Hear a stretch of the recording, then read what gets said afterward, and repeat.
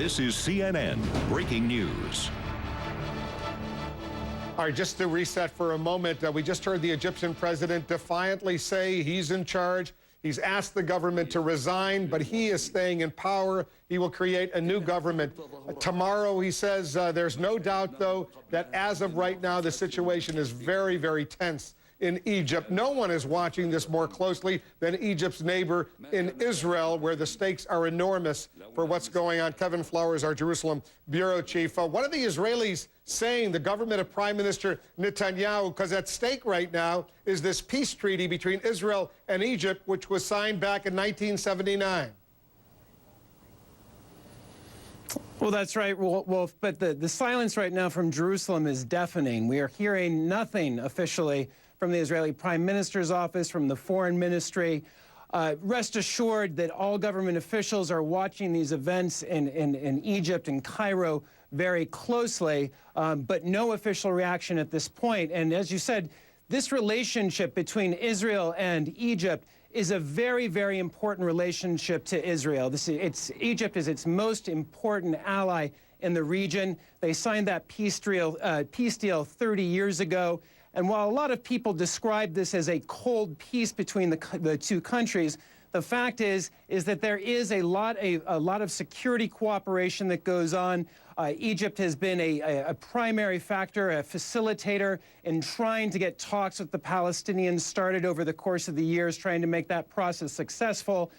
So Israeli officials are going to be looking at all of this with great concern, and more concern tonight after that speech from Hosni Mubarak as to just which direction this is going to go. They do not want to see a regime change in Egypt. Israel does not want to see a revolution take place on its southern border in the most important country in the region for it. Because as they say, and they've said for many, many years in describing that relationship between Israel and Egypt, it may be a cold peace, but that's certainly a lot better than a hot war, especially when you consider the fact there are 80 million people in Egypt, a huge military, potentially an enormous threat to Israel if, in fact, they abandon the peace treaty and move in a different direction. If the next government, whoever were to take over after Mubarak, assuming someone else takes over, he doesn't remain in power, the stakes for Israel would be enormous. I assume the government, the prime minister in Israel, told everyone, just shut up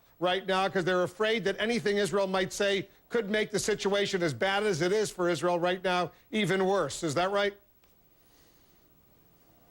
That's absolutely right. And this happens on occasion for extremely sensitive issues, but this is a huge issue for Israel.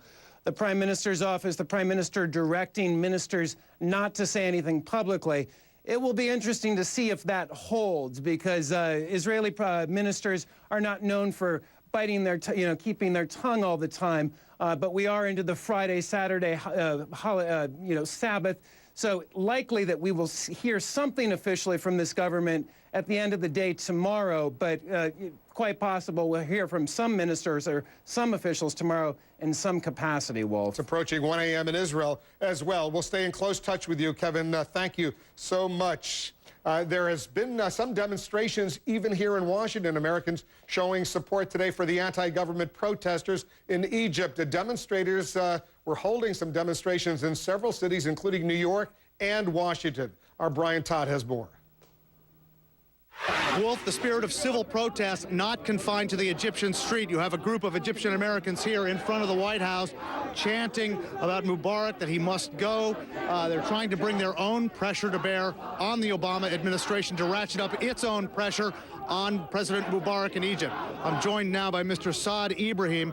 Mr. Ibrahim was imprisoned 3 times, he says, by the Mubarak regime over the last several years. He is now a professor at Drew University. Mr. Ibrahim, the State Department, the Obama administration says they want Mr. Mubarak to reform, to embrace reform. Is that enough for you? Of course it's not enough. It's coming too late and too little.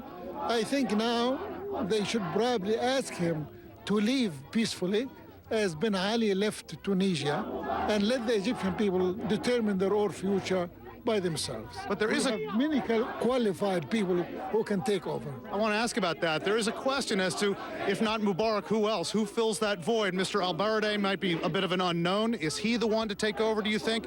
Or is there something or someone else who should fill Mubarak's place immediately? We have institutional guards to fill in if there is a president is removed or if he dies.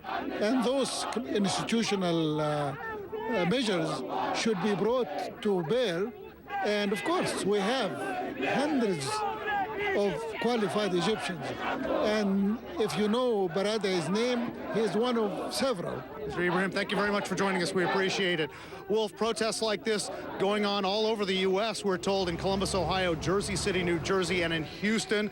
More protests scheduled here for Saturday. So a lot of Egyptian Americans here voicing solidarity with the protesters in Egypt. We had one young lady tell us that there's not only a concern here for what's going on there socially and politically, but there are people here legitimately worried about their loved ones. So a young lady here told us she doesn't know about her brother, whether he's in harm's way or not. As you know, social media and other forms of communication have been cut off there. So in addition to some political concerns here among this crowd, some real personal and family concerns as well. Wolf? Brian Todd, thank you. And you're in the Situation Room. Happening now, breaking news. Egypt's president breaks his silence as his country reels from days of violent protest demanding his resignation. But what he said just a little while ago is only fueling the outrage. Also, did President Obama plant a seed for this uprising with his speech in Cairo? We're going to play some of that for you. You be the judge. Plus, the Pentagon in emergency mode right now over the situation in Egypt. Why the U.S. military is deeply concerned about what could happen if the Egyptian government of President Mubarak falls. We want to welcome our viewers in the United States and around the world. I'm Wolf Blitzer. You're in the Situation Room. This is CNN Breaking News. After several days of chaos across Egypt, the country's longtime president, who protesters want out of power, finally came out to address the nation. His message: let's start over. You saw it live only moments ago right here on CNN. President Hosni Mubarak ordering the government to resign. I take responsibility for the security of this country and the citizens. I will not let this happen. I will not let fear to live in the citizens or to let this tell us what's going to happen in the future. I ask the government to resign today, and I will tell the new government from tomorrow in very specific goals to work with the current situation. I will say again, I will not be easy to take to decide anything unless it's for the Egyptians. But he says he's staying put. He's not going anywhere. The statement, comes a day full of violence across Egypt. It's been massive out there. A military vehicle seen rolling through a crowd of protesters in Suez, where one person was reported killed. In Cairo, look at this, sent to us by one of our CNN Eye reporters. Thousands of people marching along the Nile River, bombarded with tear gas by police, some of them throwing the canisters right back at them. And in another part of the capital, the headquarters of President Mubarak's ruling party burned and looted. Right now, people are pouring onto the streets of Cairo saying they want President Mubarak out despite an official curfew. Let's go straight to Cairo. CNN's Fred Pleitgen is on the ground for us. Fred, all right, set the scene. What's going on right now? It's after 1 a.m. in Cairo. Well, it's after 1 a.m. in Cairo, Wolf. You're absolutely right, but there's no sign that the curfew that's in place and has been in place since actually 6 p.m. is in any way being enforced. People are still conglomerating in front of the information ministry, which we were talking about just a couple of minutes ago. I would say that right now, if I look over, there's still a couple of hundred people there. They're still chanting slogans, and they're clearly very, very angry at what they've just heard President Mubarak say. People here have been telling me that they would really like him to take responsibility, that they want him to step down. But essentially what he told them today in his speech is that we just heard, I am taking responsibility, but everybody else is stepping down. And so that's clearly not what the people wanted to hear. It's clearly not the case that they believe that there's going to be a new beginning with him, or that the country can in any way be better with him. The other thing that he said is that he wanted Egypt to be an open society. Well, as you know, today they shut down the internet here, they shut down cell phone services here, and they obviously beat up on the demonstrators that were in the streets here. So clearly people not buying the message that he just sent in his speech, people very, very angry. It's really something, Wolf, that they've been telling me throughout the day, that they want a new beginning, that they want change here in this country. And they were also, quite frankly, talking very much about America. They said that they love America, people told me. They really like America, but they felt that America was backing the wrong horse in Hosni Mubarak. They say they want to make their own decisions. As you know, the movement that's been going on here in Egypt is not one that has had any religious sort of backdrop. It's not an Islamist movement. This is really a large swath of the Egyptian society that was organizing via Twitter and Facebook. And they said that, quite frankly, now they want to choose their own leaders without any intervention from anywhere else. Wolf? Normally, there are thousands and thousands of tourists in Cairo, elsewhere in Egypt. It's a very popular place for European, for American tourists, for tourists from all over the world. Are they out? Are they still there? What's going on? How safe are these folks?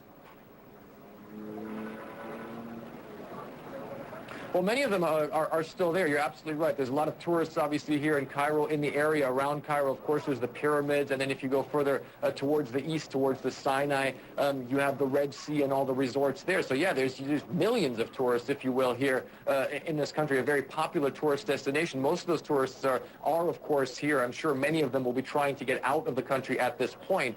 We don't have any reports that tourists have been harmed in any way, shape, or form, but one of the things that we have heard is that at least in some hotels, the security staff there and police around the hotels were trying to confiscate cameras, even small personal cameras from people out of fear that they would show what was going on.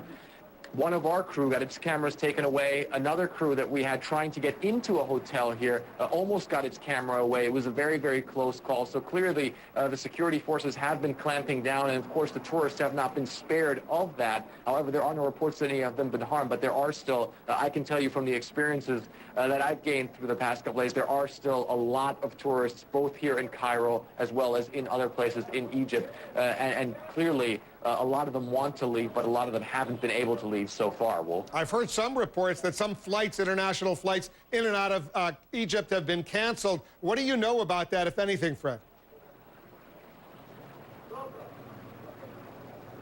Well, we've sort of been hearing rumors from the airport. There was for a short while, there was people saying that the airport would be closed for several hours. Some were saying 12 hours. Others were saying that several international flights have been canceled. It's really hard to get any confirmation of any of that. But certainly, right now, it seems that a lot of things are up in the air here. But it also is the case, Wolf, that most things here in Egypt are still functioning quite well. You know, we've been traveling the country over the past couple of days, and the ports and the airports have been functioning quite normally. And it wouldn't surprise me if these things actually still kept functioning, especially now that at least nominally this government is still in place. And really, what we always have to take note of is that these protests in no way were ever directed at foreigners, at tourists, or at anything else but the government. And they've really, in only very rare cases, affected anything else but government institutions or been directed at government institutions. So clearly, most of public life in Egypt, if you will,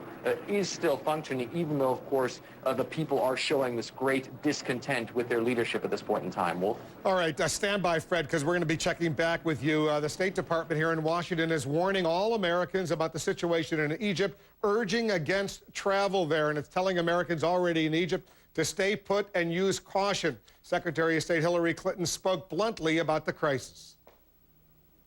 We are deeply concerned about the use of violence by Egyptian police and security forces against protesters. And we call on the Egyptian government to do everything in its power to restrain the security forces